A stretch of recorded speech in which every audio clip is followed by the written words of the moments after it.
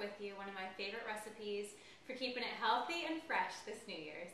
Today we're going to do a green smoothie recipe, which is one of my favorite ways to get in all kinds of good nutrients, but in a way that tastes good. And most kids even like this one too.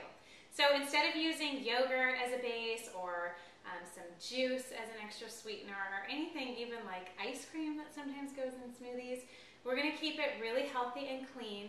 This green smoothie recipe is my favorite one. It's got lots of spinach, but don't worry, you won't really be able to taste it.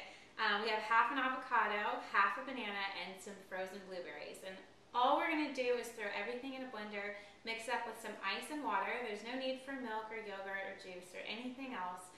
That's just added sugar that we really don't need. So this is a perfect thing to have when you're not really sure what to have and you want to keep it healthy and clean. So whether it's in the morning for breakfast or as a snack, this is a great way to get lots of nutrients all in one and something that will actually help fill you up instead of just a little placeholder throughout your day. So this is how we're going to make it.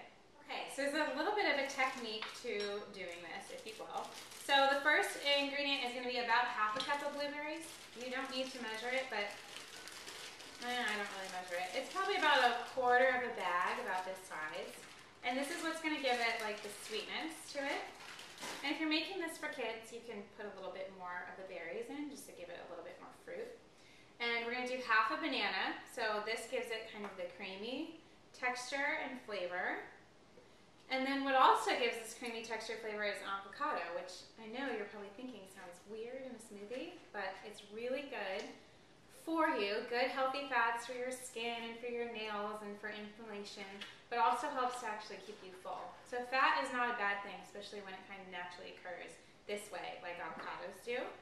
And then we're going to do as much spinach as you can handle. So usually about 2 or 3 handfuls, and the more that you have this, the more intense you can kind of get with this. You can even mix some kale in there, although that might give it a little bit of a bitter taste. But any type of lettuce is good. So we're going to do lots of spinach. And then we're going to take our water and just pour it in. And the water is just what's going to help us blend it so everything doesn't get stuck right here. And then we're going to do ice. And I generally find the ice goes better on top, because if you put the water and the ice in together, it will kind of congeal and stay stuck together. So we're just going to blend this right up. Okay, so now you can see the color of this. So if you have trouble with your blender, just add a little bit more water in, and sometimes that makes it easier to blend. And this is probably about the color that it will be. It just has a slight tinge of green to it, but nothing too intense. If you try it and you feel like you can add more greens in, by all means, definitely do that. The more leafy greens you can get into your diet, the more you're able to detox faster, get all that crap out, and especially when you're sweating and being healthy as you all are, it's a great thing to do. So if you'd like to see more tips and healthy recipes and ideas, please follow along. My website is simplyrealhealth.com, and I send a free weekly email if you'd like to sign up. And also follow along on my blog for more tips and recipes and healthy ideas. Again, this is Sarah from Simply Real Health. Hope you all enjoy it. Spend my nights howling at the moon.